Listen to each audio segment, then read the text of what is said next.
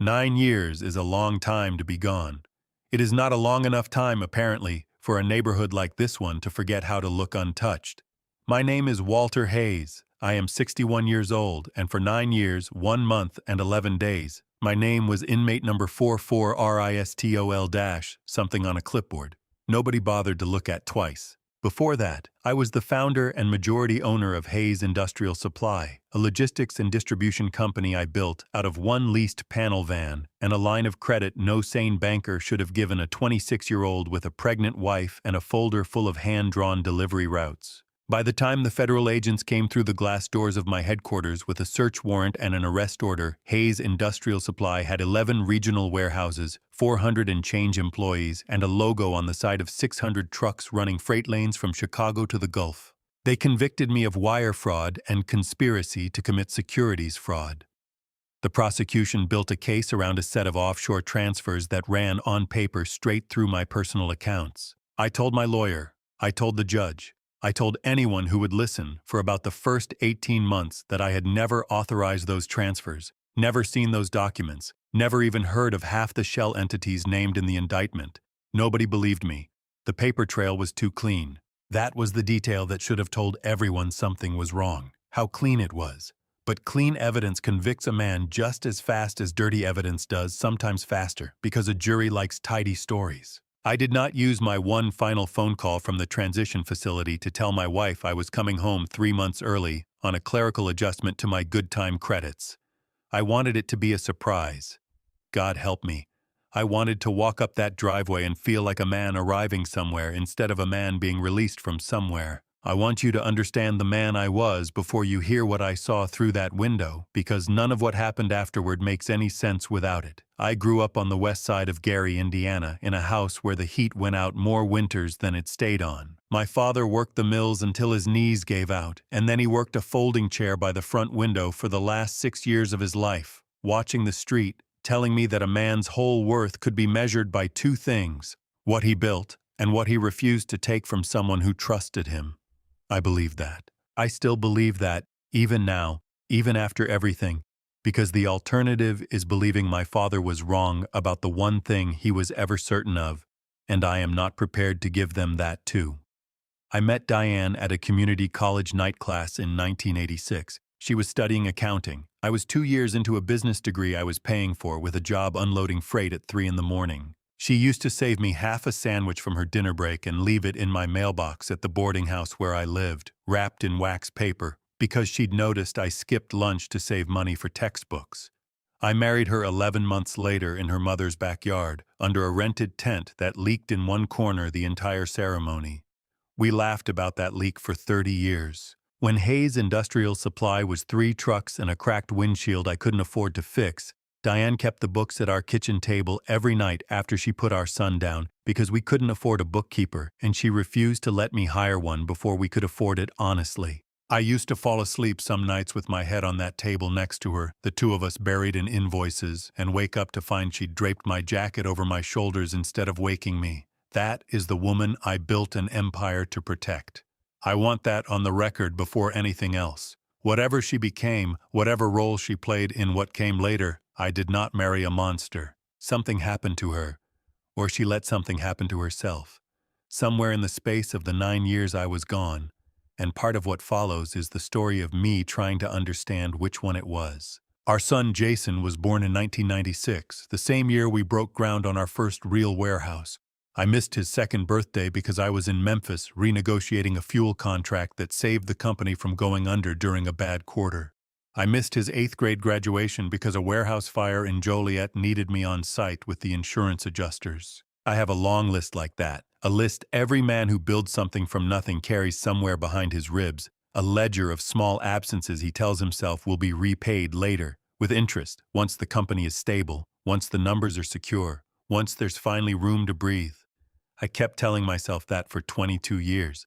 I never got to the part where I paid it back. The federal government made that decision for me. The man I brought into the business as my partner in 2001 was Martin Cole. We'd known each other since we were teenagers working the same loading dock in Gary. When his own hardware distribution venture folded during a rough stretch in the early 90s, I brought him on as operations manager, And 6 years later, when I needed someone I trusted with equity in the company, I gave him 20% of Hayes Industrial Supply. I stood up at his wedding. He stood up at mine.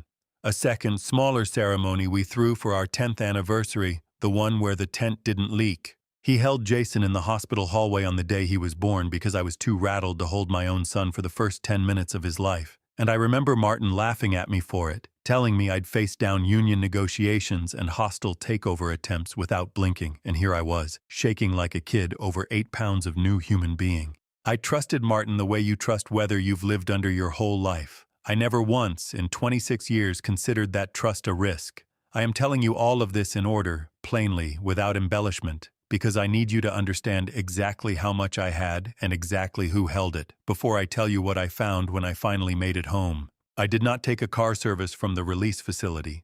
I did not call ahead. I rode a Greyhound to the outskirts of the city and then a commuter bus the rest of the way, watching Gray Highway give way to strip malls, give way, eventually, to the long green lawns and iron gates of the town I used to call mine. I walked the last 2 miles because I wanted to feel my legs carry me there. 9 years of walking the same 80-yard loop does something to a man's sense of distance. I wanted to remember what a mile felt like when it belonged to me. By the time I reached the end of my own street, it was raining hard enough that the drops stung. My suit, thin, gray, standard issue, was soaked through by the time I reached the driveway, and my dress shoes, cheap ones, the facility issues, along with $100 and a bus voucher, had rubbed both my heels raw. None of that mattered. I stood at the foot of my own driveway and looked up at a house I had poured 26 years into, and for one clean, uncomplicated moment, I felt something in my chest unclench that had been clenched since the day the agents walked me out in handcuffs. The porch light was on. Diane always left it on. Some habits, I thought, outlast everything. I did not know yet how wrong that sentiment was about to prove itself. I don't know what stopped me from walking straight up to the front door. I have turned it over in my mind more times than I can count in the month since, trying to find the honest answer, and the closest I can come to it is this. 9 years inside a facility with men who had spent their whole lives reading rooms before entering them teaches you something about instinct that doesn't turn off just because you're free. Some old animal part of me wanted to see the house before the house saw me. So instead of walking up the front path, I cut across the wet grass, past the rose bed Diane had been tending since Jason was in high school, and made my way along the side of the property toward the back, where the living room's floor-to-ceiling windows looked out over the patio. I told myself I just wanted to see them first. I wanted one private second of watching my wife move through her evening before the noise and the tears and the questions started. I told myself a lot of things in that half minute of walking through the dark, and every one of them turned out to be smaller than the truth waiting for me on the other side of that glass. The living room was lit up gold and warm, the big stone fireplace throwing long shadows across the leather furniture I didn't recognize. New furniture, bought sometime in the last 9 years, paid for by money I could only assume was mine. Diane was standing near the sofa in a blouse I'd never seen, and for a moment I let myself just look at her. She looked well. She looked, if anything, more at ease than I remembered her looking in the last few years before my arrest, when the stress of running a company under federal scrutiny had put permanent lines between her eyebrows. She was not alone. Martin Cole was standing across from her, closer than the ordinary distance of a business conversation, and at first, God forgive me for how long I let myself believe this, I assumed he was there checking in on her, the way an old friend might check in on the wife of a man who's been gone a long time. I stood in the rain constructing that explanation piece by piece, the way you build a raft out of driftwood when you already suspect the current is too strong for it to hold. Then he reached out and put his hands on her waist, and she did not step back. I am not going to describe what I watched next in more detail than this. It went on long enough and looked practiced enough that no reasonable man standing in the cold outside his own home could have mistaken it for anything but what it was. It was not the first time.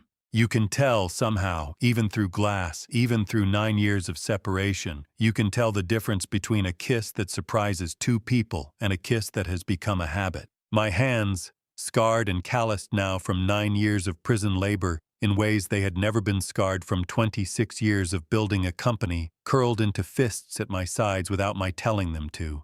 I felt something in my chest that I can only describe as a physical wound, sharper than anything the federal system had managed to do to me in nearly a decade. And then the living room door opened and my son walked in. Jason is 28 now. He walked into that room in a tailored suit, holding a crystal glass of what I'd guess was scotch from our own bar cart, and I braced myself, God help me. I actually braced myself for him to see what I was seeing and react the way any son should react to watching another man's hands on his mother. He didn't flinch. He walked straight past them to the bar, poured himself another finger of scotch, and said something that made Martin laugh. I pressed myself closer to the gap in the patio doors, close enough that the cold rain running off the eaves fell directly down the back of my collar, close enough to catch fragments of their voices carrying out into the wet night air. And what I heard in the next 90 seconds did something to me that 9 years in a federal penitentiary, wrongfully convicted, had never quite managed to do. It made me understand that I had not been released from prison at all. I'd simply been transferred to a larger one, with better lighting and no bars, run by the 3 people I trusted most in the world. I am going to tell you exactly what I heard. I am not going to soften it, and I am not going to explain it away because I spent the better part of the next 6 weeks refusing to soften or explain it away, and that refusal is the only reason any of what happened next was possible. Jason took a slow sip of his drink and asked Martin, in a voice as casual as a man discussing weekend plans, whether they'd heard anything yet from the warden's office about my release date. Martin adjusted his tie, an expensive one, silk, the kind I used to buy myself for board meetings, and told him not to worry. He said the facility had confirmed the release address that week. Friday, he said. The old man gets out Friday. He told my son not to worry, because he had the whole situation handled. He told him to stick to the script. I stood in the freezing rain outside my own home and heard my former best friend use the word script in reference to my homecoming, and something in me went very, very quiet. Diane's voice came next, lower, and I had to strain to catch it over the rain. She asked Martin if he was sure I would sign. She asked what would happen if I got suspicious, if I asked to see the company books before agreeing to anything. Martin laughed. It was not a warm laugh. It was the laugh of a man who has already won and is simply enjoying the last few minutes before the other side finds out. He told her I was a broken old man who'd just spent 9 years sleeping on a steel cot, that I had no leverage, no lawyer of my own anymore, no standing, nothing but a suit the government gave me and $100 in my pocket. He said when I walked through that door, they would play the grieving, relieved family, and once the tears and the hugging were done, they would sit me down at the kitchen table and hand me a document. He called it a retirement package. He said it with a smile in his voice that I could hear even without seeing his face. Jason, my son, nodded along and added a detail of his own, delivered as casually as a comment about the weather. $5,000 a month, he said, ought to be plenty to keep the old man quiet in some cheap apartment somewhere far away from here. Enough for groceries. Enough to stay out of the way. I stood in the dark and the rain outside the home I had built with the sweat of 180-hour weeks, and I listened to my son discuss the exact dollar figure it would take to make his own father disappear. I want to tell you my first instinct was rage, and it was, somewhere underneath. But rage, I have learned, arrives second. What arrives first, in the space of half a second before the anger catches up, is a kind of falling. The floor of your understanding simply gives way, and for one endless moment you are in free fall with nothing solid beneath you at all. I did not smash the glass. I did not scream their names into that warm, golden room and demand they explain themselves. I want you to understand how badly some animal part of me wanted to. My hand actually found a landscaping stone near my foot in the dark, the way a man's hand will do something his mind hasn't authorized yet. But my father spent the last 11 years of his working life paying, one folding chair afternoon at a time, for a single moment when he let his hands decide something his head should have decided instead. I had promised myself somewhere in the long, quiet nights of a federal facility that I would never hand any man, any woman, any child, any circumstance, the power to make that same mistake mine. Emotion, I had learned inside those walls, watching what it did to other men, was a currency the powerful always managed to spend against you. Patience was the only currency they couldn't counterfeit. So I set the stone back down in the wet grass. I stepped backward, slowly, into the deeper dark beneath the evergreens along the property line, until the golden light from that room and the 3 familiar shapes moving inside it were reduced to something I could look at without feeling my legs go out from under me. And I made a decision, standing there soaked through in the freezing Highland Park rain, that would take me the better part of 6 weeks and every ounce of discipline I had left in me to carry out. I was not going to walk up to that door as the man I actually was that night. Furious, grieving, betrayed down to the foundation of everything I'd believed about my own life. I was going to walk up to that door as exactly the man they were expecting, broken, grateful, compliant. I was going to let them hand me their $5,000 a month and their carefully worded document, and I was going to smile, and I was going to sign nothing, not one thing, until I understood the entire shape of what had been done to me. They had spent 9 years building a story about who I had become. I decided, standing in the rain, that I was going to let them keep believing it, right up until the exact moment it stopped serving them at all. I turned away from the window. I did not walk up to the front door that night. I walked back down the driveway, out past the gate, into the rain and the dark of a street I had lived on for 2 decades and no longer entirely recognized, and I found a payphone outside a shuttered gas station 3 blocks over, and I called the only number I could still remember by heart that belonged to someone I was fairly sure had not been part of whatever this was. I did not know yet how large the thing I was calling into actually was. I only knew that whatever it turned out to be, I intended to understand every inch of it before I let a single one of them see my face again. The payphone outside the gas station on Route 9 still took quarters, which told me something about how long it had been standing there unused and unrepaired, the same way the whole neighborhood around it told me something about what 9 years does to a stretch of road nobody with money has any reason to drive down.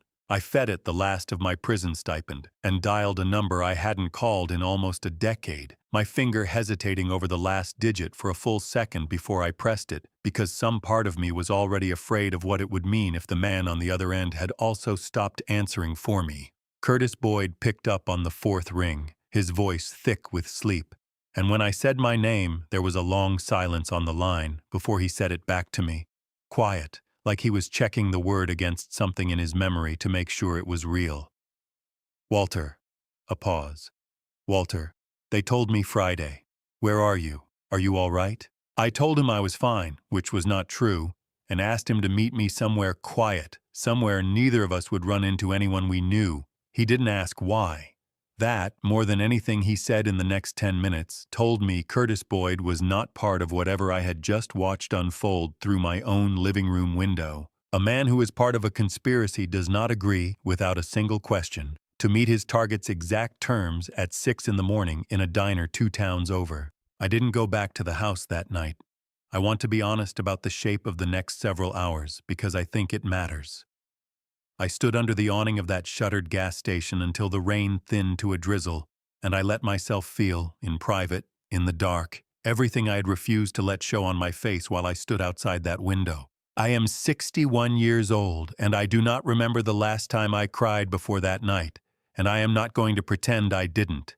Because a man who tells you he felt nothing standing outside his own stolen life is a man who is either lying to you or lying to himself, and I have had enough of both from other people to inflict either one on you now. By the time the drizzle stopped, I had made my way to a motel 3 miles off the interstate, a low, flat, single-story building called the Route 9 Lodge, with a red vacancy sign that buzzed like a trapped insect. I paid cash, the $100 the facility gives you, minus bus fare, minus the $3 for the payphone calls, and the clerk behind the plexiglass barely glanced up from his television to take it. I lay on top of the bedspread with my shoes still on and stared at a water stain on the ceiling that had dried into roughly the shape of the state of Ohio, and I asked myself the only question that mattered: what else don't I know? Curtis was already in a back booth when I arrived at the diner the next morning, a folder in front of him that he hadn't opened yet, like he wasn't sure whether he wanted me to see what was inside it before I'd had coffee. He looked older than 9 years should have made him. Curtis had handled the business side of Hayes Industrial Supply for 18 years before my arrest, and the gray that had only been starting to show at his temples back then had taken over the whole of his hair. He looked, more than anything, relieved to see me, and I filed that away too. A guilty man does not look relieved. A guilty man looks calculating. They told everyone you signed off on it, he said before I'd even finished sliding into the booth. The restructuring. There's supposedly a signature. He turned the folder around and pushed it across the table. I looked at the page for longer than I needed to, because I already knew, the instant my eyes found the line, that it wasn't mine. I have signed my name something like 40,000 times across 4 decades. On invoices, on loan applications, on report cards, on the deed to the house I just stood outside of in the rain, and I know exactly where my hand hesitates on the second Y in Hayes, a small hitch nobody taught me, and nobody could reasonably fake without years of studying my hand the way a forger studies a signature he intends to sell. This signature didn't hitch. It was close. Close enough to fool a notary in a hurry, close enough to fool a board that wanted to be fooled, not close enough to fool me. That's not my signature, I told him. Curtis didn't look surprised. He'd clearly suspected as much before I ever walked in, which meant he'd spent some period of time, I didn't yet know how long, sitting with a suspicion he hadn't been able to prove and hadn't known who to bring it to, because the man whose signature was in question had been sitting in a federal facility with no ability to confirm or deny anything at all. He told me what he knew, laying it out with the careful, deliberate pacing of a lawyer who has learned the hard way that delivering bad news too fast just means delivering it twice. While I was awaiting trial, in the 18 months between my arrest and my conviction, Martin had gone to Diane repeatedly. Not once, not in a single dramatic conversation, but in what Curtis described as a steady, patient campaign, telling her the company was in danger of collapsing under the weight of the federal investigation, that creditors were circling, that clients were pulling contracts the moment my name appeared in the business press. He told her the only way to protect the house, the accounts, the future for Jason was to grant him decisive authority to act on the company's behalf while the situation with me remained unresolved. Diane, according to Curtis, who had sat through at least 2 of these conversations himself in the early months, had resisted at first.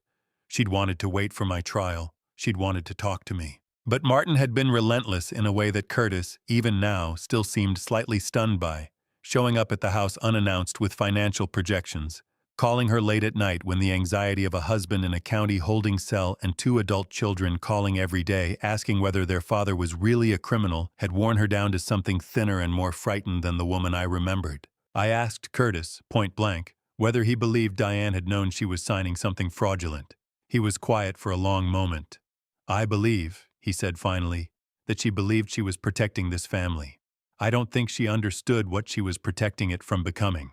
I did not, in that diner booth, forgive her. I want to be clear about that, because I know some part of this story is going to sound eventually like the story of a wife who was manipulated into betrayal and a husband who found some easy peace with that fact. That is not quite what happened, and I am not going to pretend it is simpler than it was. But I did, sitting across from Curtis with my coffee going cold, allow myself to hold 2 things in my hands at the same time for the first time since I'd stood outside that window. The fact that Diane had signed something she should never have signed, and the fact that a man neither of us had fully reckoned with yet had spent months, maybe longer, engineering the exact set of fears required to make her do it. "Denise still there?" I asked. Denise Whitfield had run the front desk and half the informal communications network of Hayes Industrial Supply for 19 years before my arrest. The kind of employee who knows more about what's actually happening inside a company than half the executives on the org chart. Curtis nodded. "She's still there. Different name on the building now, though." I asked him what he meant. He told me the company had been operating as Cole Hayes Logistics for the last 8 months, ever since Martin had used the power of attorney Diane signed, under the banner of an emergency restructuring vote, to formalize his position as majority operating partner. Curtis said it carefully, watching my face the whole time, the way a man watches for a crack in a dam he already suspects is failing. I didn't give him one.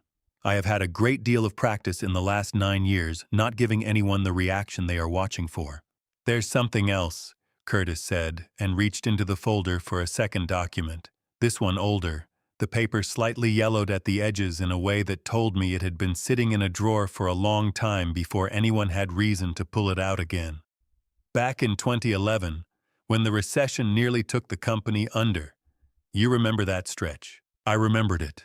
It had been the worst 18 months of my professional life up to that point, before the federal government showed me what worse actually looked like. We'd come within 6 weeks of missing payroll twice. "You let me set up a family trust," Curtis said. 41% of the operating company, held separately from the main partnership structure. You called it paranoid at the time. I told you paranoid men keep their families fed. I remembered that conversation almost word for word, sitting in my old office with the door closed, Curtis laying out a structure I'd thought at the time was overly cautious, a hedge against a catastrophe I couldn't quite picture. I remembered signing the paperwork mostly to make him stop worrying, the way you agree to buy the extra insurance policy the salesman is convinced you need. I had not thought about that trust in years. I had, if I am being fully honest, nearly forgotten it existed at all, which meant there was a real and uncomfortable chance that Martin, who had never been part of that particular conversation, had forgotten it too, or never known about it in the first place. 41% of the company never went anywhere, Curtis said, sliding the document toward me. It's still sitting exactly where you put it 14 years ago.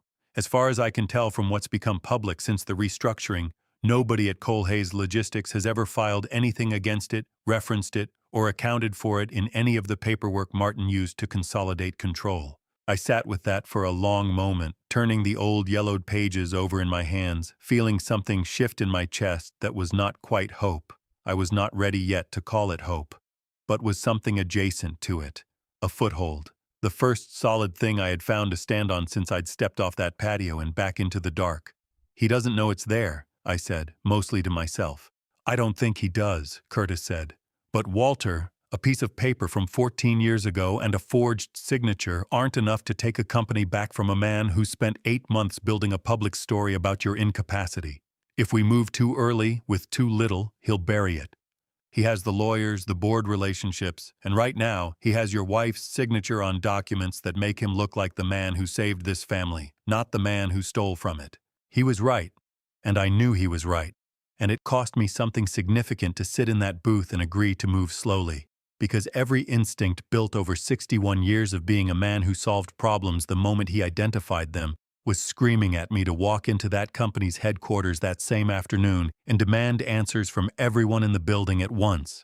But I had learned something in 9 years that I don't think I could have learned any other way, and it is this. The men who survive prison well, not the men who simply endure it, but the ones who come out of it sharper than they went in, are the ones who understand that patience is not passivity.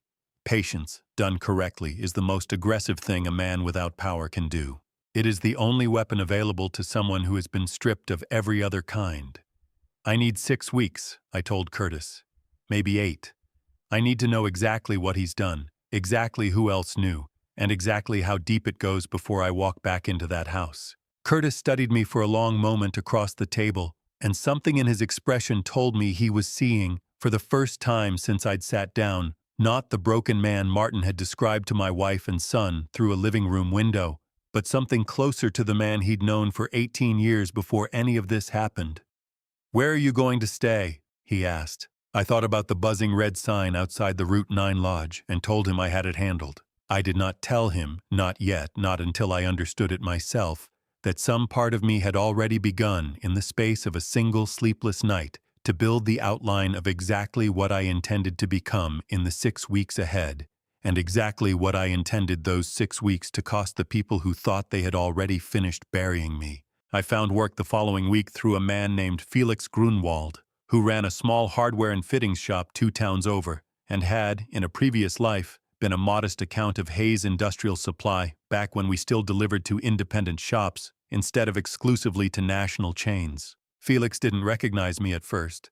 9 years changes a man's face more than most people expect, especially the kind of 9 years I'd had, and when I finally told him who I was, he went quiet for a long moment before offering me the room above his shop for cheap and enough odd jobs, cash in hand, to keep me fed without ever touching a bank account that might put my name somewhere Martin's people could find it. I did not tell Felix why I needed to stay invisible. He did not ask.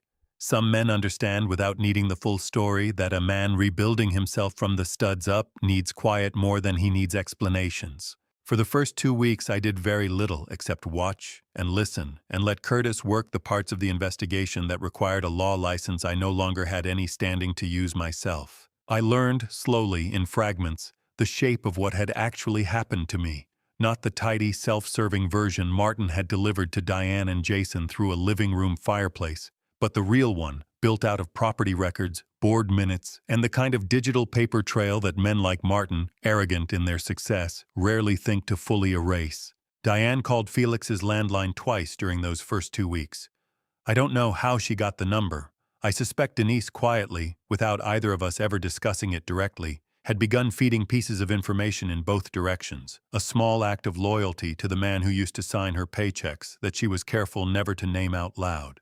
I let both calls ring through without answering. I want to tell you that was easy. It was not. Every ring of that phone was a small, specific violence against the part of me that still, despite everything I had seen through that window, loved the woman on the other end of the line.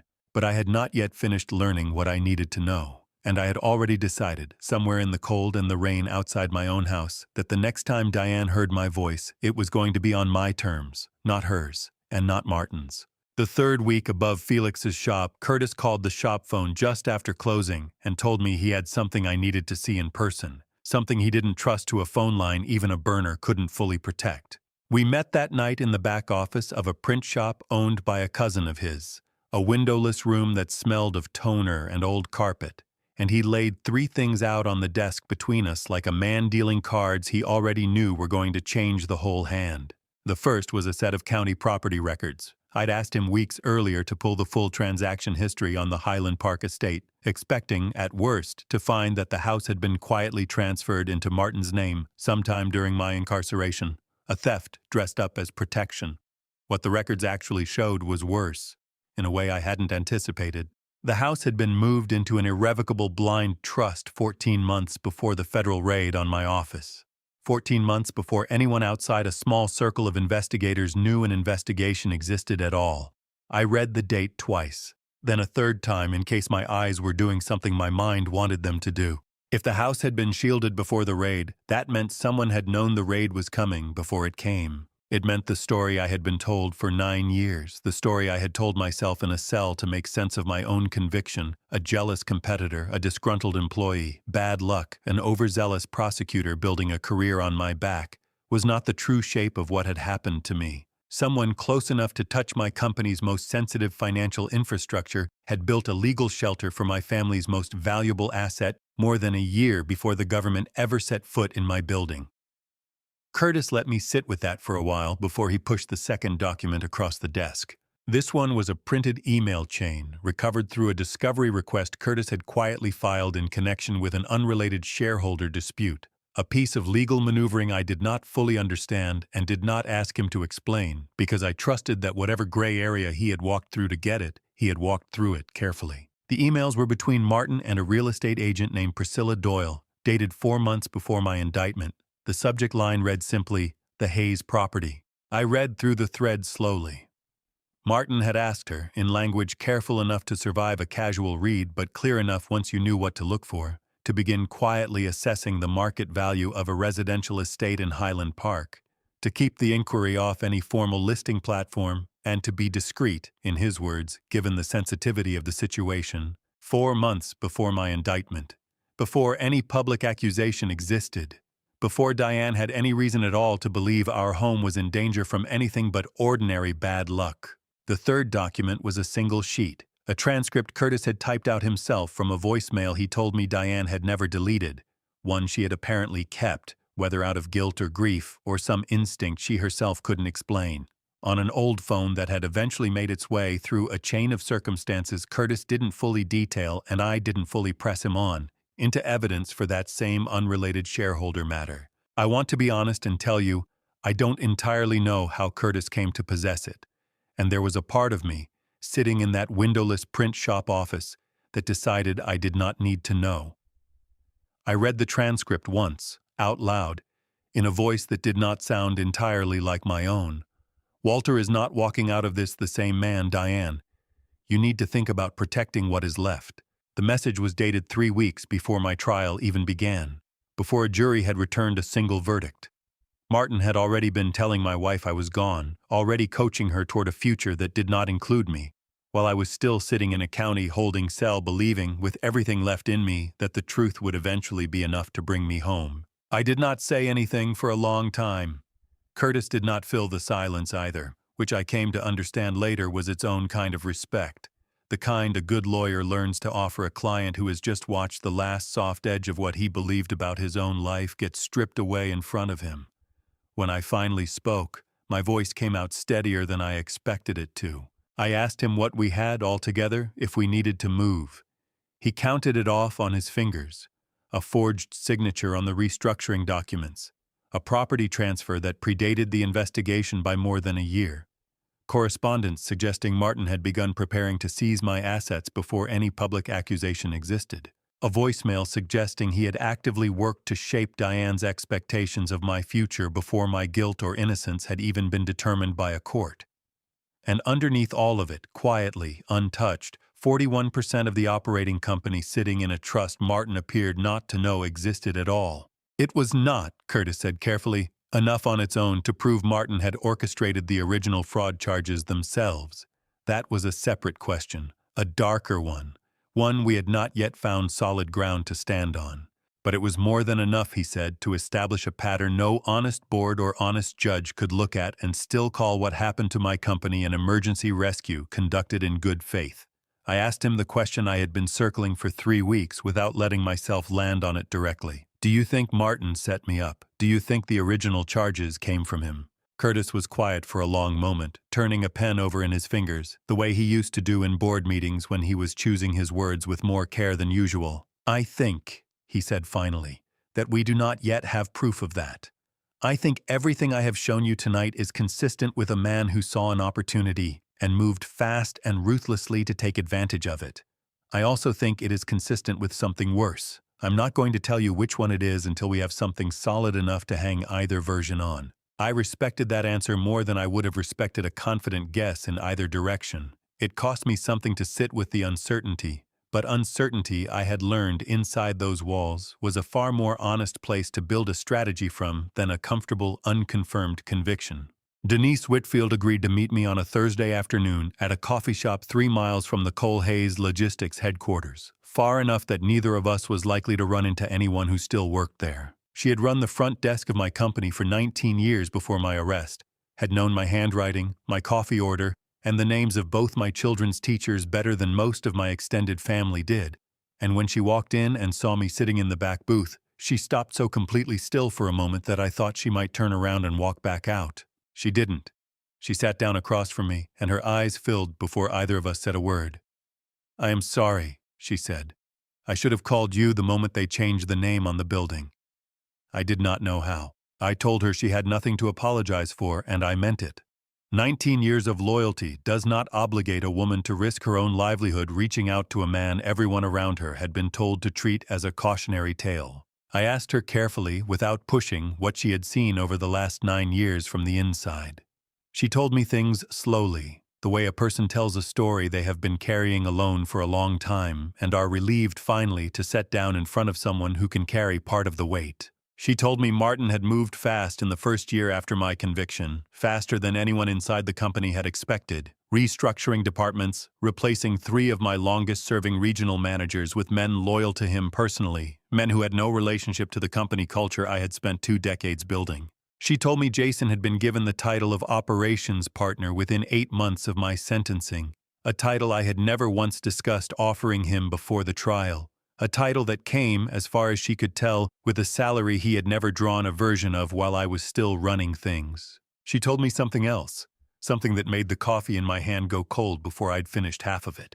She told me that in the months right before my trial, back when I was still a free man out on bail awaiting a verdict, Martin had quietly begun consolidating signing authority on several of the company's larger accounts, a shift she remembered specifically because she'd had to update the authorization paperwork herself and had thought at the time it was simply prudent contingency planning given how distracted I understandably was by my own defense. I asked her exactly when that consolidation had started. She thought about it for a long moment, then told me she believed it had begun almost immediately after the initial federal subpoena arrived at the office, months before the formal indictment, months before any of us, including me, had fully understood how serious the situation was going to become. I sat with that in the coffee shop for a long time after Denise left, turning it over the way you turn over a stone in your hand looking for the underside nobody has shown you yet. A man does not consolidate signing authority over his partner's largest accounts within days of a federal subpoena arriving unless he already suspects or already knows that the ground beneath that partner is about to give way. I did not yet have proof that Martin had built the trap I fell into. But I no longer believed, sitting in that booth with my coffee gone cold, that I was looking at a man who had simply taken advantage of misfortune that found me on its own. I believed I was looking at a man who had built the misfortune himself, brick by careful brick, over a period of months, while calling me his brother the entire time. I did not sleep well that night above Felix's shop. I lay on the narrow cot he'd set up for me in the storeroom, listening to the pipes tick as they cooled, and I thought about the 26 years I had spent building something I believed would outlast me.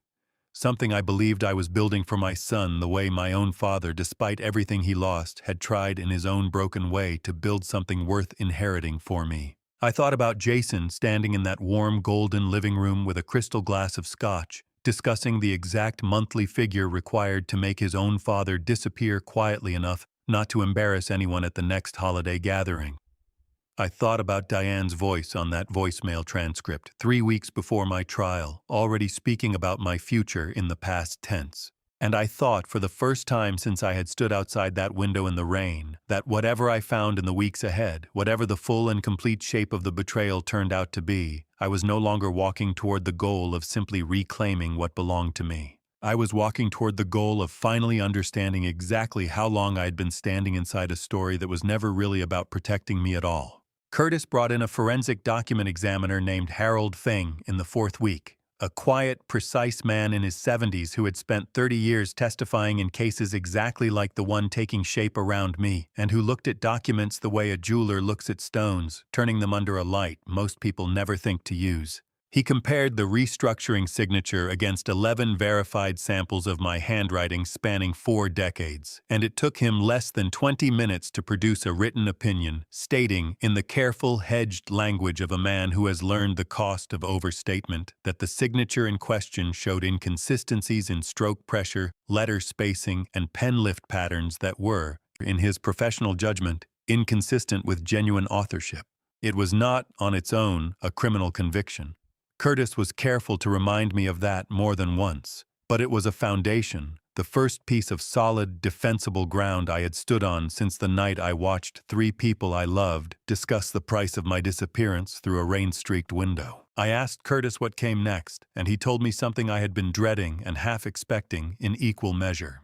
He told me that before we moved on Martin, before we filed anything, before we touched a single lever of the 41% sitting untouched in that old trust, I needed to talk to Diane, not to accuse her, not yet, to understand directly from her exactly how much she knew and exactly when she had known it, because everything that came after would depend on whether she had been a willing architect of what happened to me or a frightened woman led, one careful step at a time, into a decision she never fully understood the size of. I did not want to see her.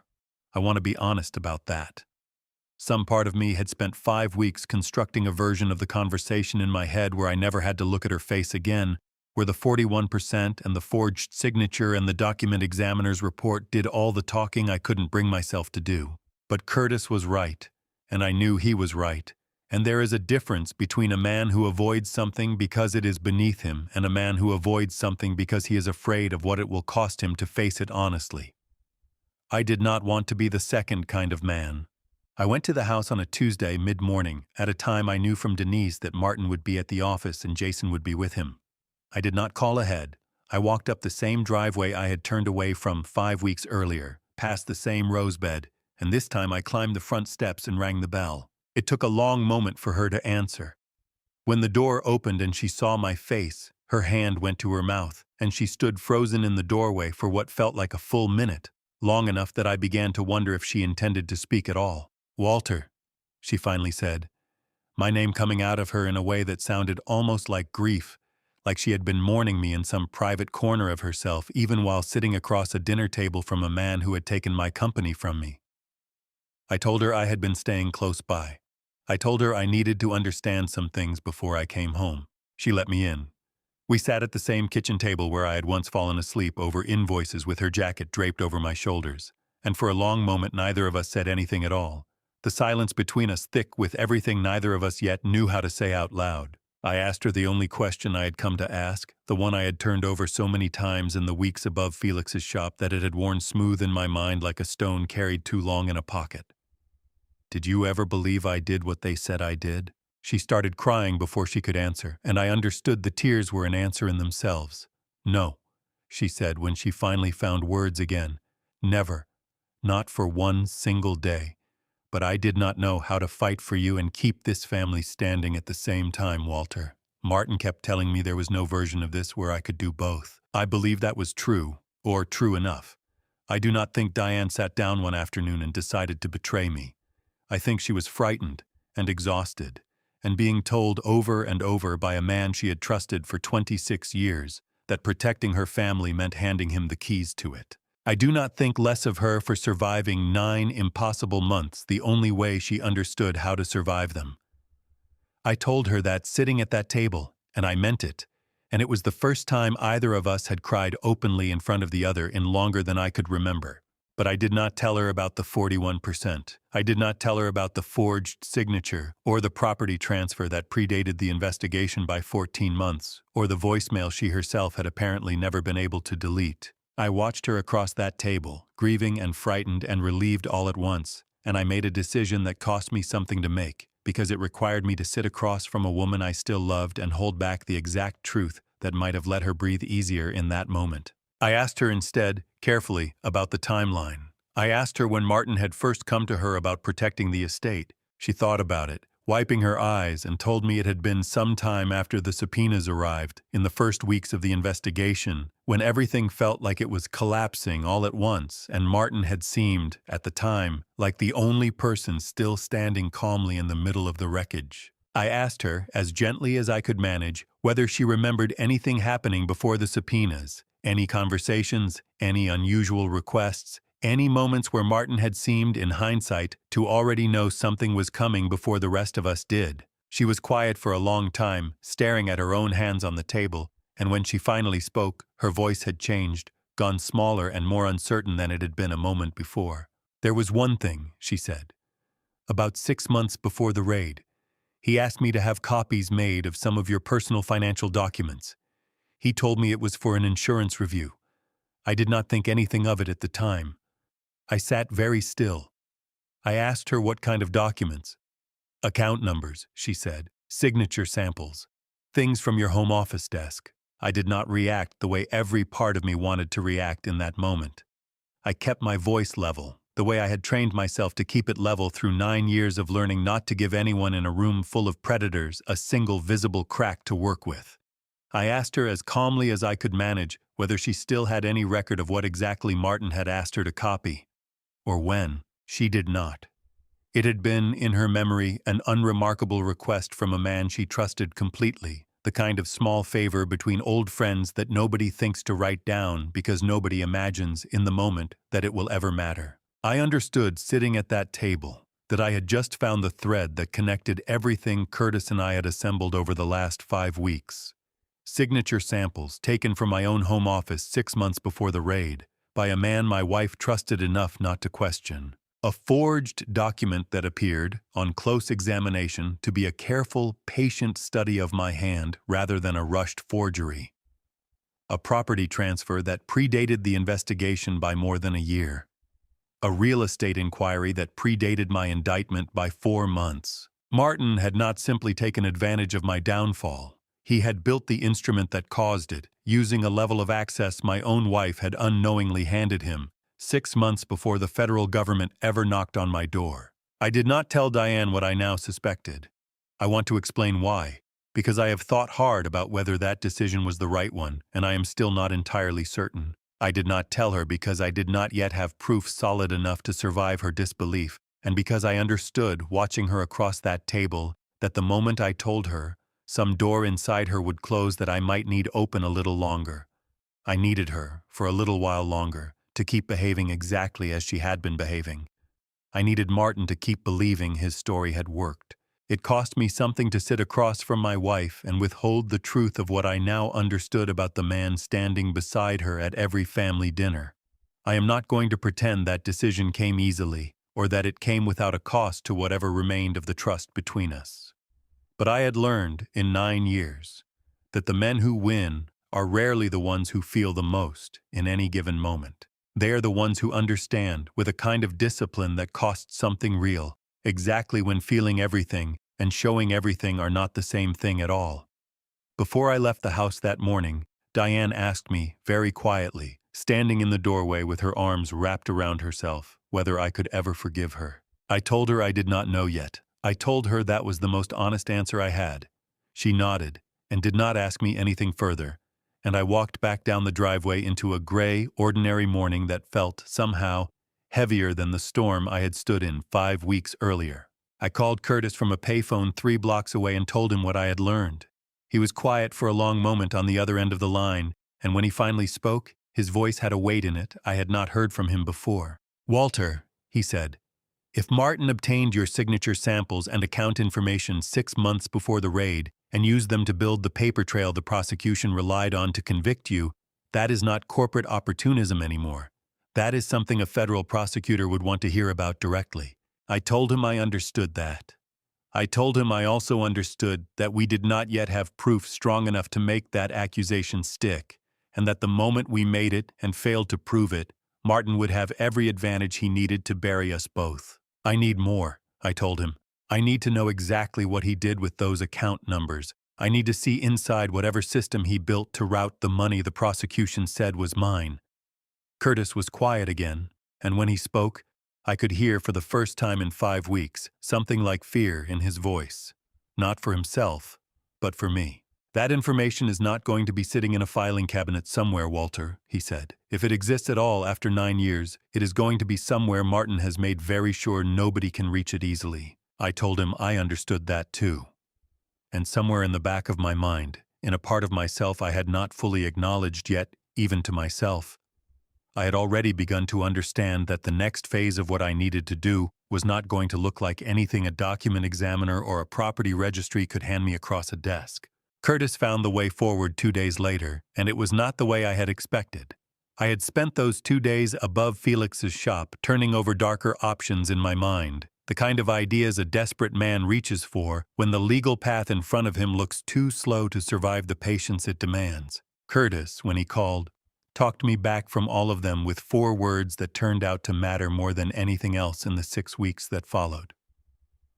"You are still an owner," he said. I did not understand him at first. He explained it slowly, the way he used to explain complicated financing structures to me back when Hayes Industrial Supply was young and I did not yet have the vocabulary to follow him without help. The 41% sitting in the trust Curtis had set up in 2011 had never been touched by any of Martin's restructuring paperwork, which meant that under Illinois corporate law, I retained, as a documented minority owner of the operating company, a legal right to inspect the company's books and financial records. Not a favor. Not a request Martin could quietly decline. A right, enforceable in court if necessary, that existed independently of whatever narrative Martin had built around my supposed incapacity. It would not, on its own, get us access to whatever hidden system Martin had used to route the transfers that convicted me. But it would get us access to 8 months of Cole Hayes Logistics financial records, board minutes, and account authorizations, all of it produced under a formal legal obligation, all of it admissible, all of it obtained without either of us ever having to do anything Martin could later use to paint me as the aggressor in whatever came next. Curtis filed the inspection demand on a Thursday. It was a quiet, unremarkable piece of paperwork, the kind of document that draws no headlines and requires no drama. And it was, in its own way, the first genuinely aggressive move I had made since the night I stood outside my own living room window.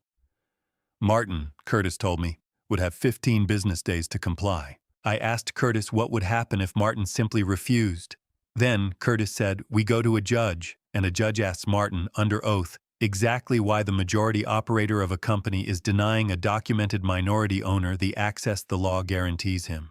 That is not a conversation Martin wants to have in open court, Walter. Whatever he has built over the last 9 years, he has built it on the assumption that nobody was ever going to look closely enough to ask the question in the first place. While we waited on the inspection demand, I did something I had been avoiding for 5 weeks. I reached out to Jason. I sent the message from a burner phone Curtis had given me, keeping it simple, unthreatening, the kind of message a tired old man recently released from prison might reasonably send his son. I asked if he would meet me for coffee, just the 2 of us, before I signed anything or made any decisions about where I was going to live. I told him I wanted to see him alone, He agreed faster than I expected, and some small, foolish part of me let itself hope, for the length of one evening, that the boy sitting across from me the next morning might still be reachable, might still be, underneath whatever he had let himself become over 9 years, the boy who used to ride on my shoulders at company picnics and ask me with total seriousness whether I owned all the trucks in the whole world. He was not late, which surprised me, and he did not hug me when I sat down across from him in the corner booth of a diner near his office, which did not. He looked well. Expensive suit, the kind of watch that costs more than most people's cars, a posture that belonged to a man who had never once had to sit across a table from someone with real power over his future and feel small in front of them.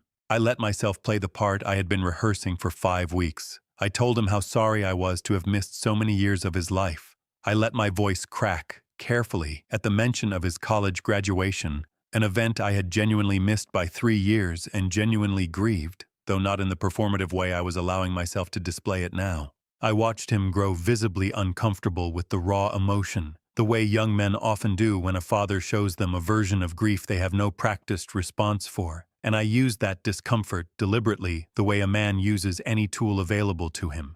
I asked him, gently, almost idly, how he and his mother had managed financially in the early months after my arrest, when the federal government had frozen every account with my name attached to it. He tensed immediately. I watched it happen across his shoulders, across his jaw, a small defensive contraction that told me more in half a second than an hour of direct questioning would have managed. He picked up a sugar packet from the table and began tearing it into small, precise pieces, a nervous habit I recognized from when he was 12 years old and failing a math class he was too proud to admit he was struggling with. "You do not need to worry about the details," he said, his words coming out clipped and fast in a way that told me he had rehearsed this particular deflection more than once. "Martin handled everything." I kept my voice as light as I could manage. I asked him how, specifically. I reminded him that the college fund had been frozen along with everything else, that Diane had no independent income of her own at the time, that from where I was sitting, the math of how they had survived those months simply did not add up without help from somewhere I had not yet identified. He looked out the window for a long moment, and when he looked back at me, something in his expression had hardened, the discomfort replaced by a flicker of the same arrogant impatience I had heard in his voice through the glass of my own living room window 5 weeks earlier. "Martin set up a trust for me when I turned 18, he said. "Dad, we were fine. You do not need to stress about it." I sat very still. Jason had turned 28 3 months before my release. If Martin had established a trust for him at 18, that placed the funding a full decade before my arrest, 2 full years before the federal investigation had even begun, at a time when I was still sitting in the chief executive's chair, still working 80-hour weeks, still, as far as I understood at the time, the sole architect of every dollar Martin had access to on behalf of the company. A decade. Martin had been quietly funneling resources toward my son for 10 years, before anyone accused me of a single crime. I did not let any of what I was feeling show on my face. I have had a great deal of practice, by that point, at holding a storm perfectly still behind an expression of tired, grateful confusion. I thanked him softly for explaining, told him I was relieved to hear they had been taken care of, and let the conversation move on to smaller, safer things, the kind of surface conversation two people have when neither one is willing to say the real thing sitting between them. Jason left first, tapping his watch, telling me he had a meeting he could not be late for. He did not offer to pay for the coffee. I sat alone in that booth for a long time after he left, turning over the new shape of what I now understood. This had never been a story about a business partner who took advantage of a friend's downfall. This was a story about a man who had spent a decade, at minimum, building parallel structures of loyalty and dependency around my own family, patiently, invisibly, long before any federal agent ever had reason to look twice at Hayes Industrial Supply. I did not yet understand why. I understood, sitting in that booth with 2 cold cups of coffee in front of me, that I needed to. The inspection demand produced its first real fruit on the 12th business day, 3 days ahead of the deadline, when Martin's corporate counsel, apparently unwilling to risk a judge asking uncomfortable questions in open court, delivered 8 months of financial records to Curtis's office in 4 heavy binders. We spent 2 full nights going through them at the print shop office, Curtis with a legal pad and a highlighter, me with a growing, cold understanding settling into my chest with every page. Martin had not simply preserved Hayes Industrial Supply during my absence. the way his story to Diane had framed it. He had aggressively expanded the company's exposure to a category of client Hayes had never touched before my arrest: logistics contracts tied to government and defense procurement, the kind of high-margin, high-scrutiny work that required security clearances and compliance infrastructure I had never built because I had never wanted the company anywhere near that level of federal entanglement. Buried in the fourth binder, in a section of appendices most casual readers would have skimmed past, I found a reference to a proprietary logistics routing system the company was licensing internally, described in the documentation as originally developed under Martin Cole's technical direction beginning 11 years earlier. 11 years earlier placed the origin of that system squarely inside a period when I was still the sole architect of every piece of technical infrastructure Hayes Industrial Supply owned.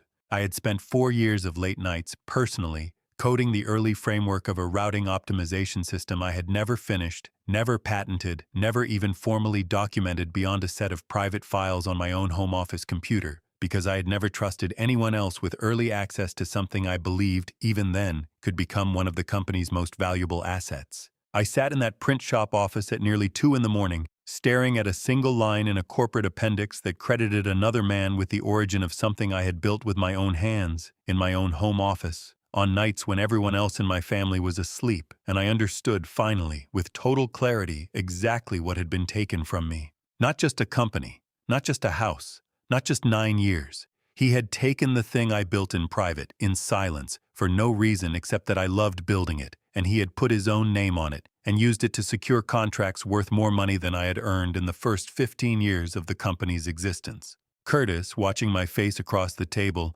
asked quietly whether I was all right. I told him I was not, and that I did not intend to be all right again until every part of this was set right. Curtis and I spent the better part of the following week deciding how to use what we had. And it was during that week that I finally understood the full weight of a lesson I had only half learned inside those prison walls: that having the truth in your hands is not the same as having power. A man can be entirely right and still lose if he moves before he understands exactly how to spend what he knows. We agreed on a plan with 2 separate tracks. The first was quiet and formal. As a documented 41% owner, I had the legal standing to demand an emergency shareholder meeting, a right Martin could delay through procedural maneuvering but not deny outright without inviting exactly the kind of judicial scrutiny his corporate counsel had already shown itself unwilling to risk. Curtis filed the demand on a Monday, setting a hard date 3 weeks out, enough time, he calculated, for Martin to feel the walls beginning to close without enough time for him to fully dismantle whatever else he might still be hiding. The second track was quieter still, and it belonged almost entirely to me. I intended to keep being exactly the man Martin believed he had already broken, right up until the morning of that meeting. I want to explain something about that decision, because I understand how it might sound from the outside. It is not weakness to let your enemy believe he has already won. It is not surrender to smile at a man who has taken everything from you and let him think the smile is gratitude. I had learned, in 9 years surrounded by men far more dangerous than Martin Cole, that the moment you let an opponent see the shape of your actual strength is the moment he stops making the mistakes his overconfidence would otherwise guarantee. Every additional week Martin believed I was still the broken, grateful old man from that first embrace on the porch. Was a week he continued making decisions from a position of false safety. And false safety, in my experience, makes men careless in exactly the ways that eventually cost them everything. So I let Diane bring me small things during those weeks. A coat that had once been mine, pulled from a closet she had apparently never emptied. An invitation delivered almost shyly to come to Sunday dinner once I was, in her words, feeling more settled. I declined the dinner for as long as I reasonably could, citing the fragile nerves of a man readjusting to freedom, and I understood, watching her face fall slightly each time, that some part of what I was doing to her in those weeks was its own kind of cruelty, however necessary I believed it to be. I am not going to pretend that cost me nothing. It cost me more than almost anything else in this entire ordeal, watching a woman I still, despite everything, had not stopped loving, wait patiently for a husband who was quietly building the case that would end her comfortable life alongside the men who had built it for her.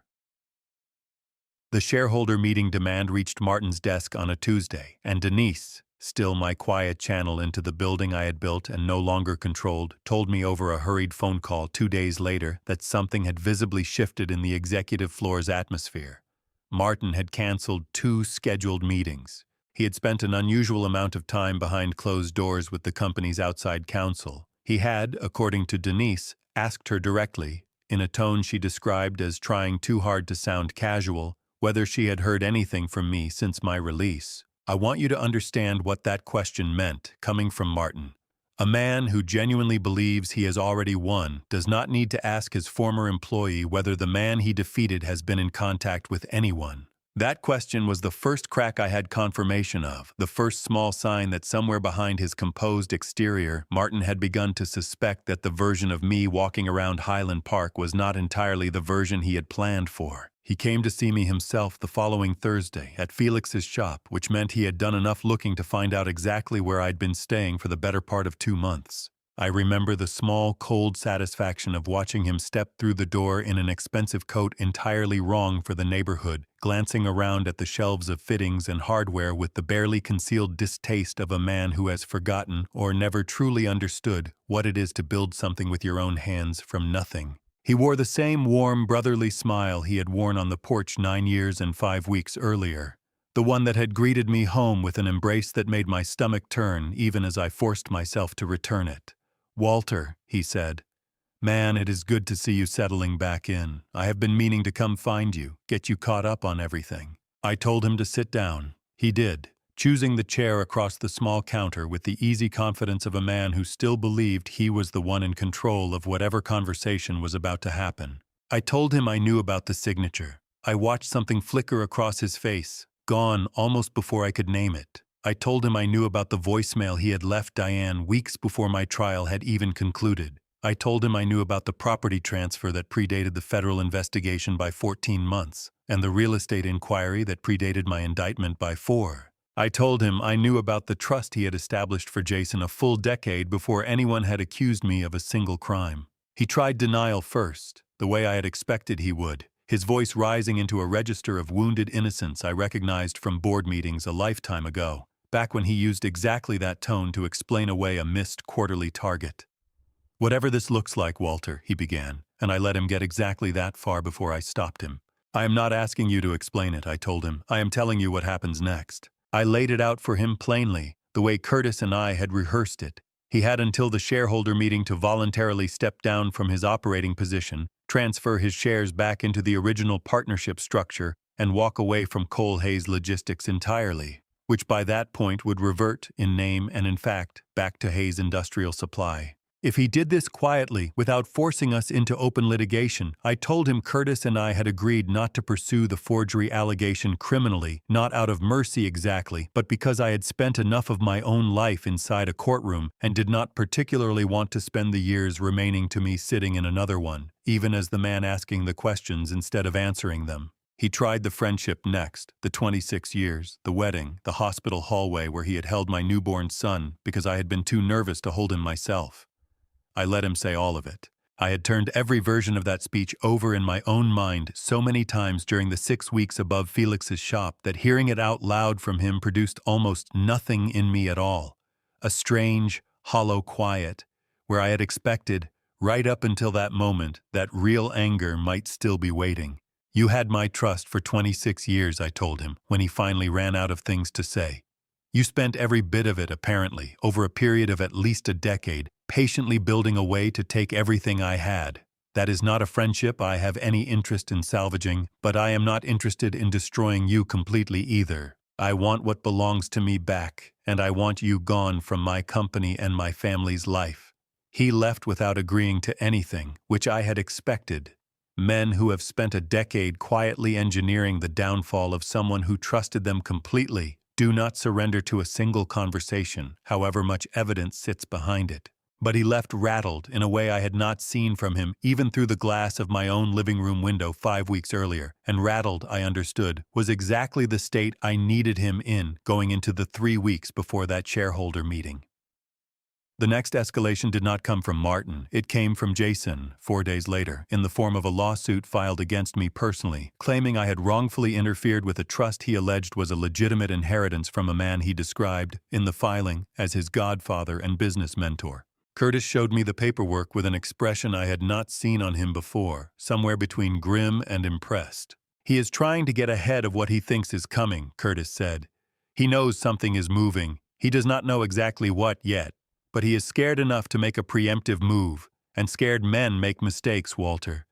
This filing puts his financial relationship with Martin on the public record under oath in exactly the kind of detail we could never have compelled any other way." I read through the filing twice, feeling something colder and more clarifying than anger settle into me as I did. My son, the boy who had once ridden on my shoulders asking if I owned every truck in the world, had chosen, faced with the first real sign that his comfortable inheritance might be threatened, not to call me, not to ask a single question, but to file a lawsuit against his own father to protect money that had, by every piece of evidence Curtis and I had assembled, never legitimately belonged to him in the first place. I sat with that for a long time in the quiet of Felix's storeroom that night, and I understood, finally, that whatever version of reconciliation I had allowed myself to quietly hope for in the weeks since my release, the version where Jason turned out to be a boy led astray who could still find his way back to me, was not the version of reality I was actually standing inside.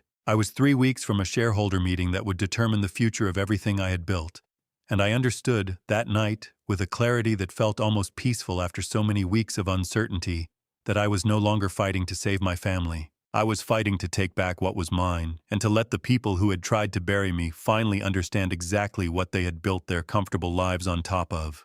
I told Diane everything 4 days before the shareholder meeting. I want to explain why I chose that particular moment, because the timing mattered more than almost any other decision I made in those 6 weeks. I could have told her earlier, in the kitchen, the week I first came home, and let her carry the weight of the full truth alongside me through everything that followed. I could have waited until after the meeting, let her learn it the same way the rest of the world eventually would, through documents and headlines and the cold, impersonal language of a corporate filing. I chose instead to tell her just before, close enough to the reckoning that she would have no time to warn anyone, far enough ahead that she would have a genuine choice about which side of what was coming she wanted to stand on. I am not proud of the calculation in that. I want to be honest about it rather than dress it up as something gentler than it was. But I had spent 9 years learning that mercy and strategy are not always opposites, and that sometimes the kindest thing a man can do for someone he still loves is give her the truth early enough to act on it, even if the timing of that truth is chosen, in part, for reasons that have nothing to do with kindness at all. We sat at the same kitchen table where I had once slept over invoices with her jacket over my shoulders.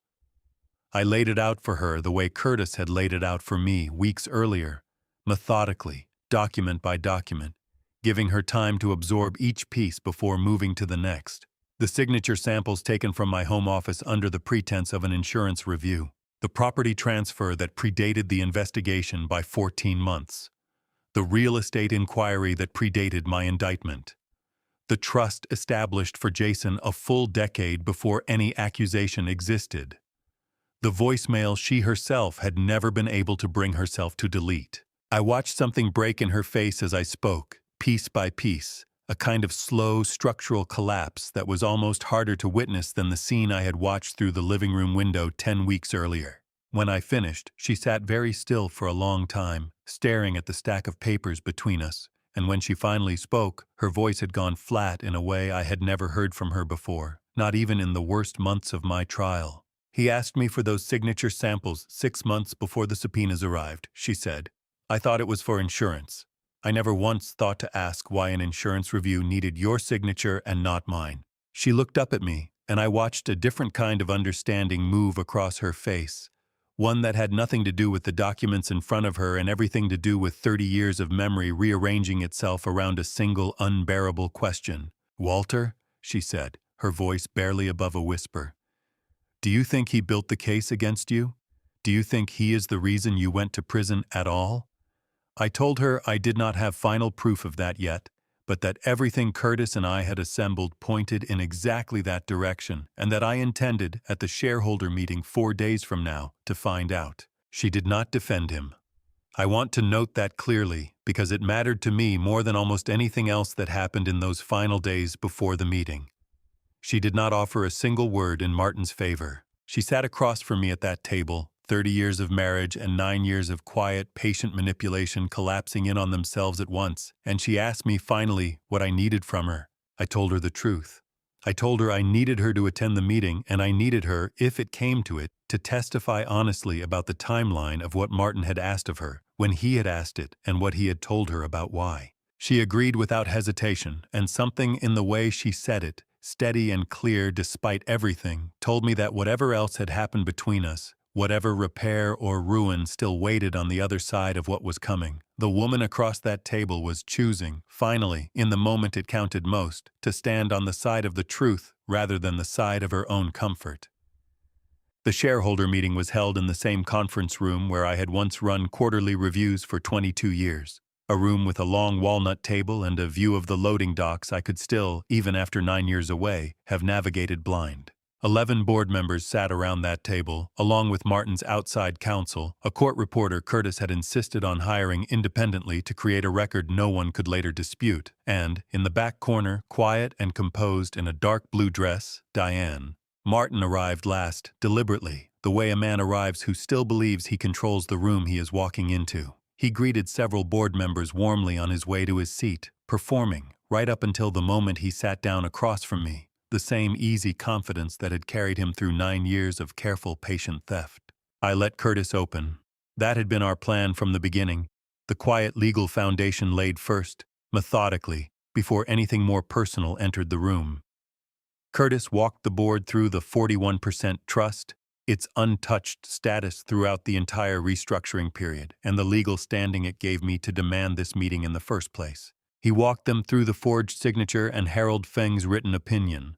He walked them through the property transfer that predated the federal investigation by 14 months, and the correspondence with the real estate agent that predated my indictment by 4. I watched Martin's face throughout, and I want to tell you honestly that for the first 15 minutes, he held himself together remarkably well, offering small, composed objections, requesting clarification on dates, behaving in every visible way, like a man confident the board would eventually see this as the bitter grievance of a broken old partner trying to reclaim relevance. That composure did not survive Diane. Curtis called her forward, gently, and asked her, on the record, to describe the circumstances under which Martin had requested copies of my signature samples and account information roughly 6 months before the federal subpoenas arrived at Hayes Industrial Supply. She spoke clearly, without flinching, describing the conversation almost exactly as she had described it to me at the kitchen table days earlier.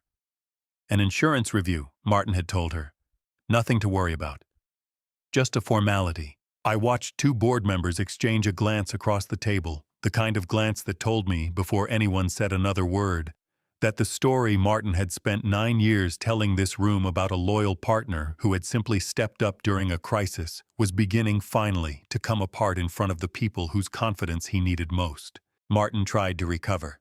He stood, addressing the board directly, his voice carrying the same warm, reasonable tone I remembered from 100 meetings in that exact room, and he told them that whatever timeline Walter and his attorney had constructed, it was circumstantial, incomplete, the product of a man understandably bitter after 9 years of incarceration, looking for someone to blame. It might have worked, even then, if Curtis had not saved the routing algorithm for last. He laid it out simply, the proprietary logistics system the company credited, in its own internal documentation, to Martin's technical direction 11 years earlier. The private files, still recoverable from an old personal backup Curtis had located through a records request tied to my original home office equipment, files time-stamped years before Martin had ever claimed involvement, files that contained early drafts of code architecture I had written myself, alone, on nights when the rest of my family was asleep. Martin's composure finally broke at that. I watched it happen in real time, the confident set of his shoulders collapsing inward, the practiced warmth draining out of his face and leaving something older and more frightened underneath it. Something that looked, for the first time since I had known him, like a man who understood he was no longer the one controlling the story. He did not confess, not fully, Not in that room. Men rarely do in my experience, even when the evidence against them has become undeniable. He offered explanations that grew smaller and more tangled with every sentence, and the board, watching him unravel in real time, did not need him to confess.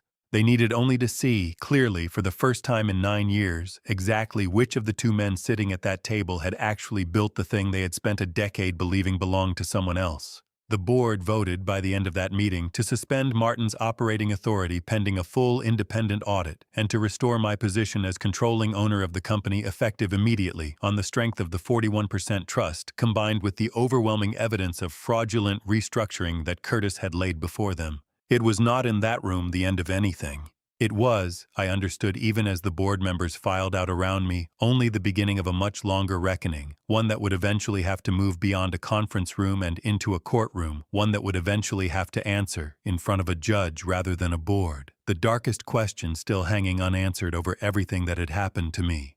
Had Martin built the case that sent me to prison in the first place? I did not yet know the answer. But for the first time in 9 years, I finally had the standing, the resources, and the evidence to find out. The independent audit took 11 weeks, and I spent most of them back in the office I had not sat in for 9 years, relearning the particular exhaustion of running a company rather than simply owning a piece of one.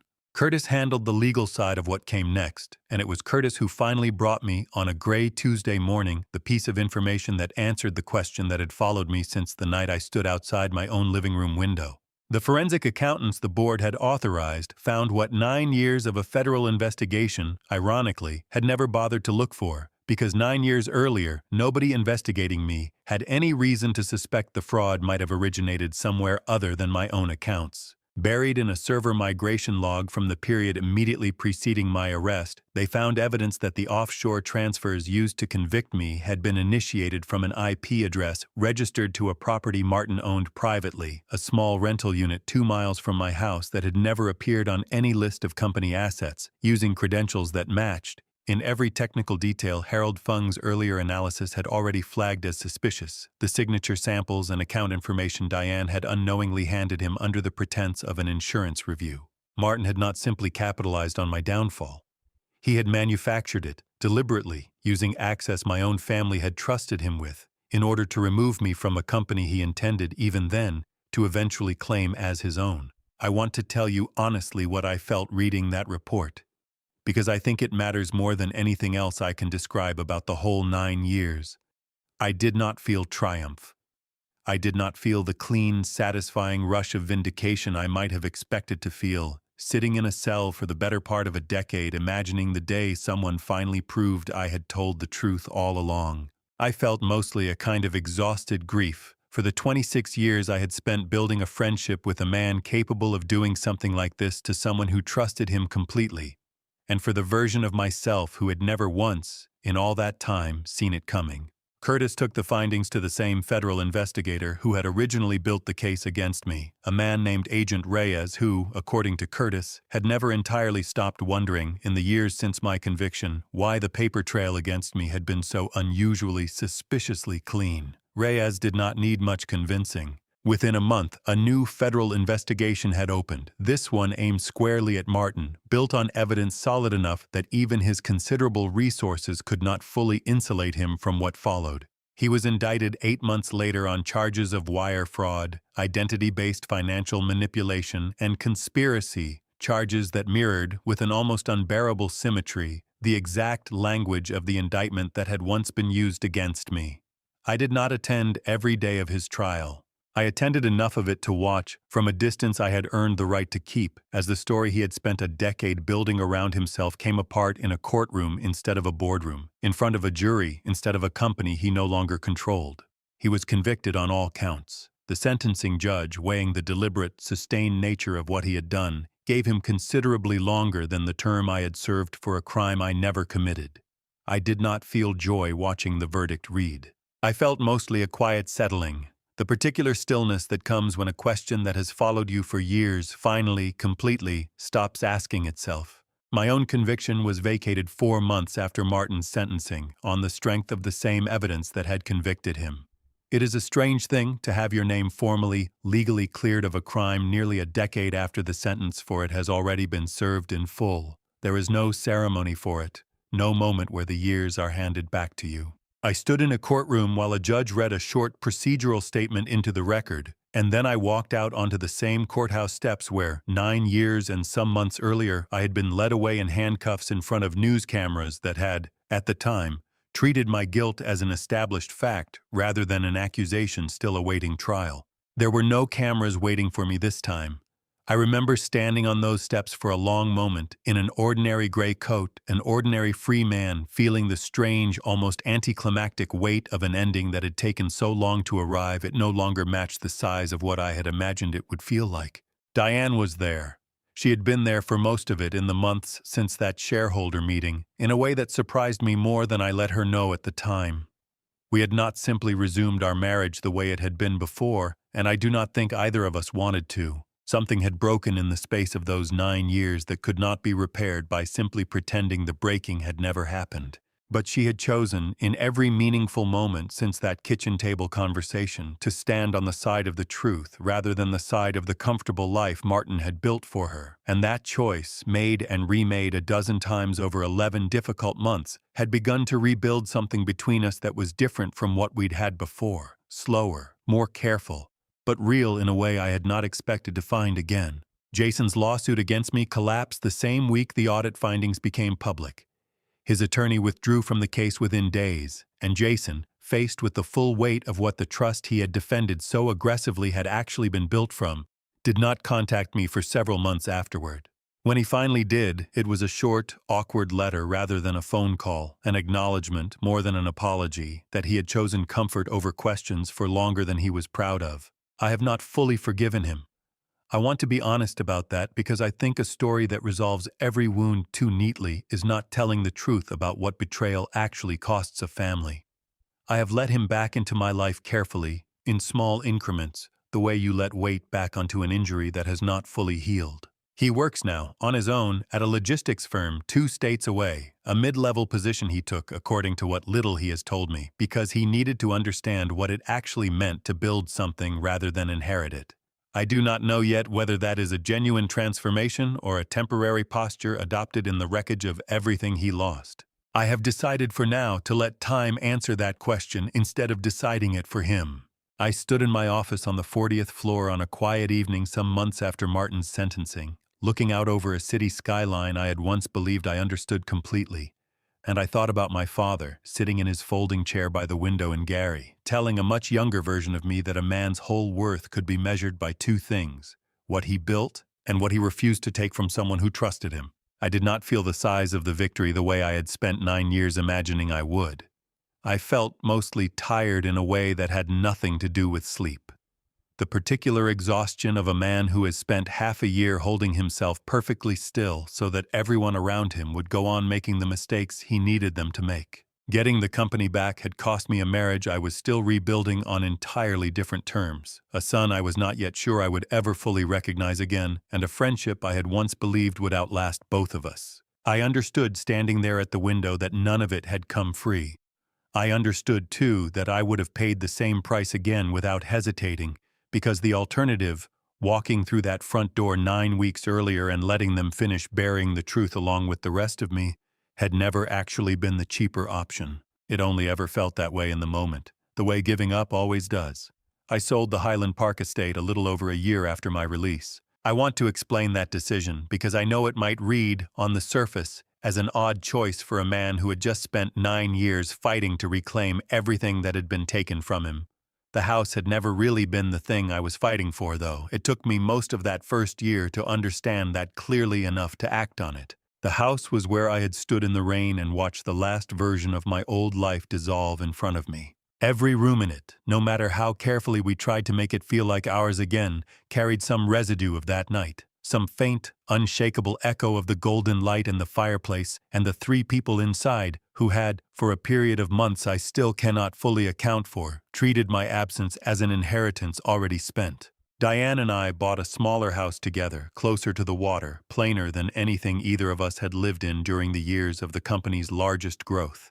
It has a kitchen table we bought new, deliberately rather than moving the old one, and I think we both understood, without ever needing to say it out loud, why that particular piece of furniture was the one thing from the old house neither of us wanted to carry forward. We are not, I want to be honest, the same two people who married under a leaking tent in her mother's backyard almost 40 years ago. Something in both of us changed permanently during those 9 years, in different directions, for different reasons, and the marriage we have now is a slower, more careful thing than the one we had before, built less on the easy, unexamined trust of two young people who had never yet been tested, and more on the harder, more deliberate choice two older people make, every day, to keep choosing honesty even when it costs them something. I do not know if that is a lesser kind of love than what we had before. I have come to believe most days that it might actually be a truer one. Curtis stayed on as the company's general counsel, a position he had more than earned across 18 years of loyal service and 6 additional weeks of quiet, patient work that had saved everything I had left to save. I made him a partner in the business the following spring, not as a gift, but as an acknowledgement of something I'd come to understand clearly during those months above Felix's shop. That the people who stand beside you honestly during your worst season deserve a stake in whatever you manage to rebuild out of it in a way that goes beyond a salary or a title. Denise still runs the front desk, though these days she also oversees a small team, and she has never once, in all the months since my return, let me forget the 2 phone calls she quietly declined to make on Martin's behalf during those early weeks. A small, stubborn act of loyalty I have tried, in whatever ways I can, to repay many times over. Felix's shop is still standing 2 towns over, and I still stop by most weeks, not out of any remaining need for a place to hide, but because the man who let a broken, invisible stranger sleep above his hardware shop without ever once asking for an explanation is not the kind of friendship a man simply lets fade once he no longer needs it. I have quietly become one of his largest suppliers, at fair market rates, because Felix would never have accepted anything else, and because some debts are better repaid in the ordinary language of continued business than in any gesture large enough to embarrass the person who never asked to be thanked in the first place. Martin, as far as I understand from the periodic updates Curtis still receives through legal channels neither of us particularly enjoys engaging with, remains where the court sent him.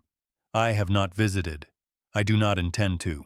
There was a period in the first months after his conviction when I turned over the question of whether I owed him some final conversation, some closing of the 26 years we had once called a friendship. I have decided, in the time since, that the closing already happened, in a print shop office at 2 in the morning, reading a corporate appendix that credited another man with something I had built alone in the quiet hours after everyone else in my house had gone to sleep. Some conversations do not need to be spoken out loud to be finished.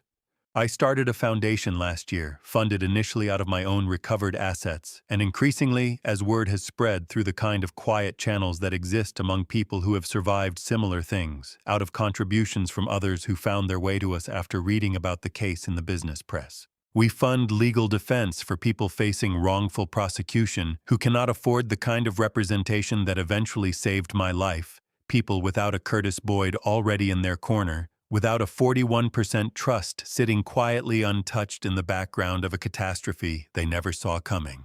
It is not a grand gesture. It does not undo 9 years or repair every fracture that remains in my family, or bring back the friendship I once genuinely believed would last the whole of both our lives. But it is, I have come to understand, the only kind of legacy that actually means something to a man my age. Not the size of the company you leave behind, but the number of people who never have to learn, the way I learned, exactly how long it can take the truth to catch up with a lie, if nobody with resources and patience is willing to help it along.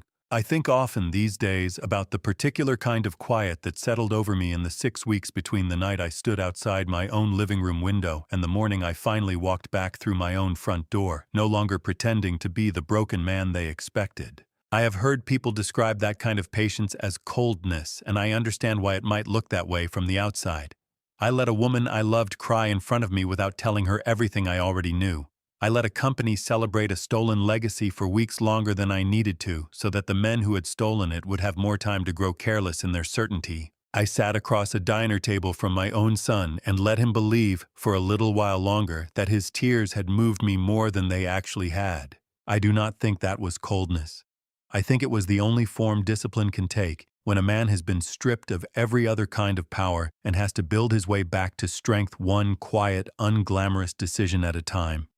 Rage would have gotten me nothing but a return trip to the same kind of cell I had just spent 9 years learning to survive. Grief, indulged too openly and too soon, would have handed every advantage to people who were counting on exactly that reaction to keep me manageable. What got me back, everything that mattered, was something slower and less satisfying to watch than either of those. Something that does not make for a dramatic story in the moment it is actually happening, because from the outside, for 6 long weeks, it looked like nothing at all. It looked like an old man sweeping a hardware shop floor for cash, riding buses, drinking cold coffee across from a son who did not deserve his patience yet. It was, underneath all of that stillness, the most active thing I have ever done in my life. There is a photograph I keep now on the shelf behind my desk, one I did not have in the old office, one I never would have thought to display in the years when the company was young and every wall in that building was reserved for the next quarter's targets instead of anything as sentimental as memory. It is a picture of a rented panel van with a cracked windshield parked outside the very first warehouse I ever leased, taken by Diane on a disposable camera the week we opened for business, back when neither of us had any idea whether the whole thing would survive its first winter. I look at it some mornings before anyone else arrives, and I think about the man standing beside that van, 26 years old, certain that if he simply worked hard enough and stayed honest enough, nothing could ever take away what he was building. I do not think that man was foolish for believing that. I think he was simply young, in the particular way that has nothing to do with age and everything to do with never yet having been tested by someone willing to spend a decade of patient deception just to take what he had built. I am 62 years old now. I have buried a friendship I once believed would outlast me. I have watched a marriage nearly end and then, slowly, unevenly, choose to continue on different terms than the ones it started with. I have sat across a table from a son who is still, some days, more stranger to me than family, and I have let that distance stay exactly as large as it honestly is, rather than pretending it closed faster than it actually has. None of that makes for a tidy ending, and I have stopped expecting one. What I have instead is something I think matters more than a tidy ending ever could.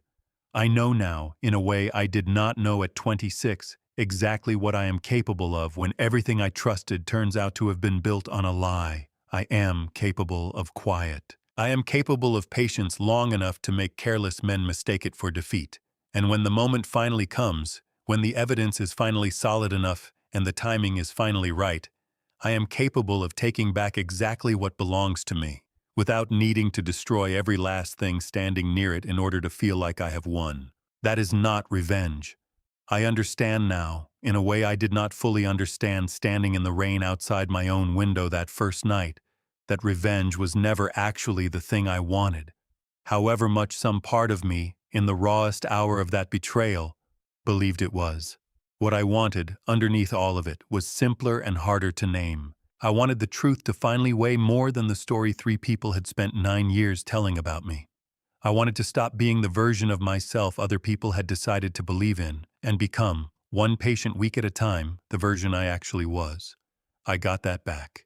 Not all at once and not without cost, but I got it back. My father used to tell me, sitting in that folding chair by the window in Gary, that a man's whole worth could be measured by what he built and what he refused to take from someone who trusted him. I understand that lesson differently now than I did the day he first said it to me. I think he was telling me, without quite having the words for it himself, that the second half of that measure only means anything once you have been tested by someone who failed it completely.